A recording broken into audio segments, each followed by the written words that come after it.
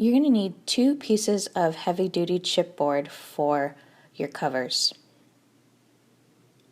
You're going to start by placing your page with the hinge attachment edge flush with the chipboard. You know the page is 6 inches by 4 inches. I recommend a 1/2 inch border. You're going to measure and mark your cut lines on the chipboard for your pages.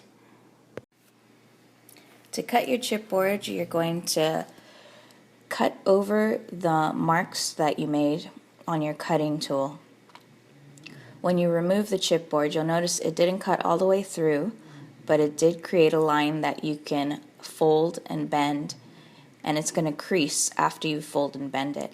And you're going to line up the crease with the same cut line, and then you're going to go ahead and take your cutting tool and you're going to cut through that line, which will separate the chipboard.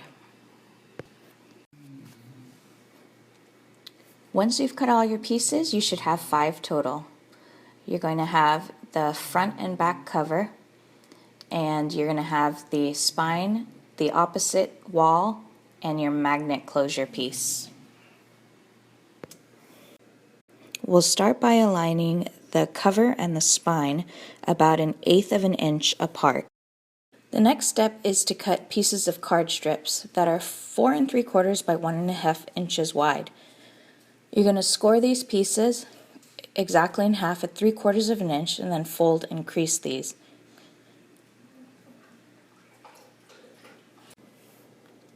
You're going to adhere one of the cardstock strips to one side of the chipboard cover, and then you're going to attach the second piece to the cardboard strip, leaving an 1/8 inch gap. You're going to repeat these steps until all chipboard pieces are adhered to the cardstock strips. When you're done attaching the final piece, it should look something like this.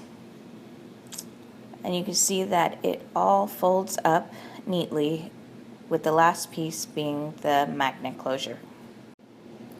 The next step is to take a piece of cardstock, and we're going to cover the covers entirely with cardstock.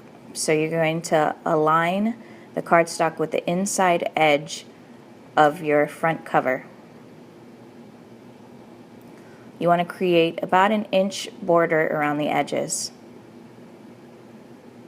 So once you have that aligned, you're going to go ahead and create cut lines.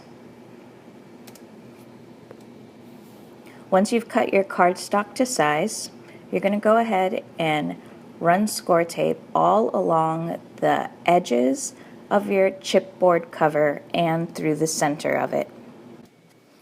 Once that's done, you're going to center your cover onto your piece of cardstock, and remember to align the inside edge of the cover with the inside edge of your cardstock. You're going to cut the corners at about a 45-degree angle, and then you're going to fold your cardstock over the chipboard cover. You're going to run score tape over the outside edges of the chipboard, and you're also going to run it over the flaps of your cardstock. You're going to do that for all 3 sides. Once that's done, you can go ahead and adhere it, and then we're going to move on to the next section. All the pieces in the center are going to be cut to the exact width of the chipboard, with only a 1 inch excess at the top and the bottom, as you can see here. So you're going to repeat the same steps for all the interior pieces. You're going to start by covering the outside of all the pieces of chipboard. Then you're going to center and adhere your cardstock to your chipboard, and you're going to run score tape along the edge of your chipboard and all over the flap of the cardstock. Then adhere the cardstock flaps to your chipboard, and it should look like this. When you get to the opposite end of your chipboard covers, you have to remember to cut the corners at a 45-degree angle. It should look like this. And then you can go ahead and adhere your cardstock to the chipboard. When you've completely covered the outside of your chipboard pieces, it should look like this.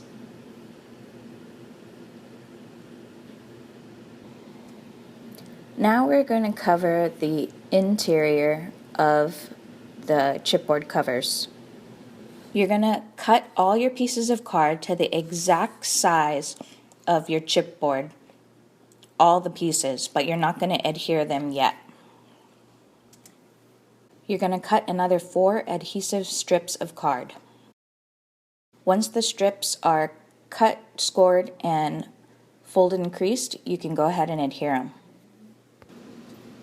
To adhere these pieces, you're going to fold it in half with the crease down. You're going to stick the crease into the gap between the 2 chipboard pieces, and then you're going to adhere them.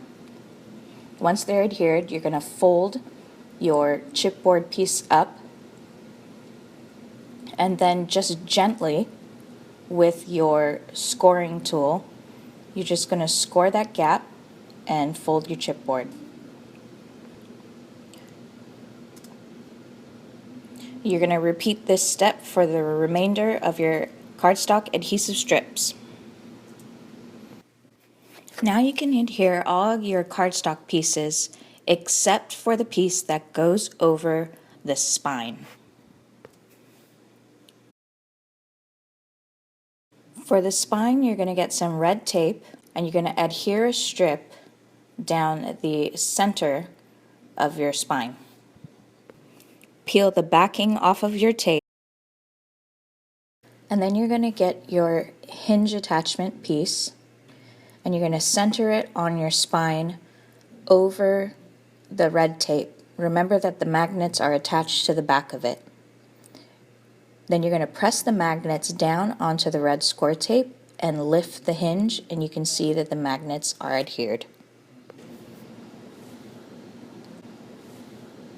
Once the magnets are attached, you can go ahead and adhere that last cardstock piece to the spine, but you want to make sure that you use red tape right around the edges and then down the center. The next step is to attach your hinge. So you're going to run score tape over the feet of the hinge, and when it's adhered, you're going to flip this piece over, and then you're going to let the magnets attract to one another, and then you can adhere your hinge piece down. And then this piece should be perfectly aligned on your spine.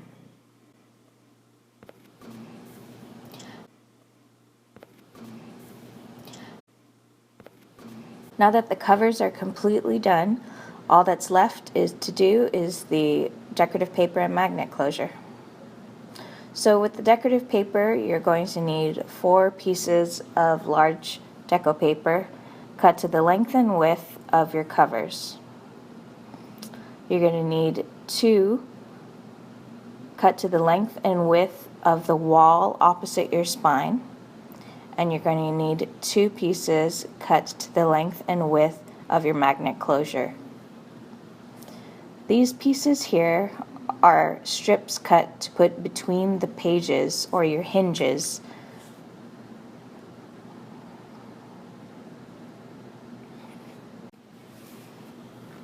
So we're going to start with the interior of your hinges and the interior of the album. Once you've finished covering the covers and the opposite wall of the spine, you're going to stop there. You're going to leave this piece to the very end because that's going to be your magnet closure.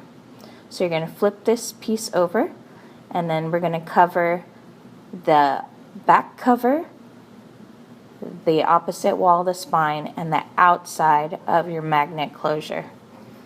You're going to leave the spine and your front cover completely blank because the spine's going to be covered with material, and you need your front cover open so that you can attach your magnets. So first thing you want to do to attach your magnets is run a strip of red tape down the center of your magnet flap. Once that's done, you're going to attach 2 magnets evenly spaced, at least an inch away from the wall, from the top and the bottom edge of that piece. And you can see that it's stuck here. And then you can go ahead and adhere your deco paper over it, but you want to make sure that you use red tape for this step. You want to run it all around the edges only. And then you're going to go ahead and adhere that piece. The next step is to take, again, red tape, and you're going to run it about an inch or 3/4 to an inch off of the edge, the right edge of your front cover. Then you're going to attach your second set of magnets to the first set of magnets, and you're going to fold your magnet closure over that red tape on the cover. When you open it up, you can see that your magnets are stuck to the red tape. Now you can go ahead and cover this, but you need to use red tape, and I suggest putting a wall of tape on either side of your magnets. And once that is adhered,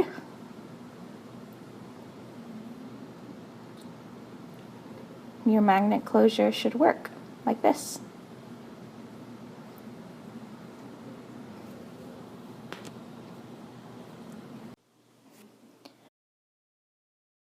Okay, to attach your pages, you can use red tape or you can use glue. For this example, I've decided that I'm going to use red tape on the hinges. So you're gonna put red tape on both your hinges on either side. You're going to make sure that you're adhering it well. I'm using a bone folder. And then you're going to peel off the backings of your red tape. And then to make sure that your page doesn't stick too quickly, you're going to find the hinge attachment. You're going to stick your finger in it like I'm doing here, creating a gap. And then you're going to slide the page over the hinge down to where you need it.